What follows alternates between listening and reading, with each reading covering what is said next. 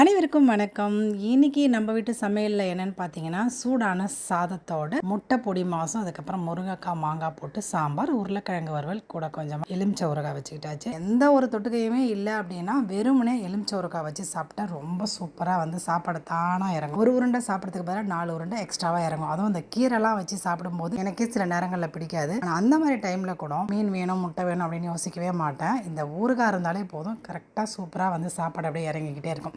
இந்த மாதிரி side dish இல்லைனாலும் ஊறுகாய் வச்சு சாப்பிட்ற எத்தனை பேருக்கு பிடிக்கும் அப்படின்னு மறக்காமல் கமெண்ட்டில் சொல்லுங்கள். அண்ட் இன்னைக்கான ஈவினிங் ஸ்நாக்ஸ் பேக்கரி ஸ்டைலில் வாழைப்பழம் நிறையா நம்ம வீட்டில் மீந்திருந்தது. அந்த வாழைப்பழத்தை வச்சு கோதுமையை வச்சு நாட்டு சக்கரையெல்லாம் போட்டு சூப்பரான ஒரு ஹெல்தி கேக்கு தான் செஞ்சுருந்தேன். ரொம்ப சூப்பராக வந்திருந்தது. ஸோ இன்னைக்கான பசங்களுக்கு ஈவினிங் ஸ்நாக்ஸ் பனானா வீட் கேக் தான். இந்த ஈவினிங் ஸ்நாக்ஸோட இந்த மினி விளாக் முடிஞ்சது. நாளைக்கு இன்னொரு மினி விளாகில் பார்க்கலாம். வீடியோ பிடிச்சிருந்தா மறக்காமல் ஒரு லைக் அண்ட் ஷேர் பண்ணிவிடுங்க. தேங்க்யூ.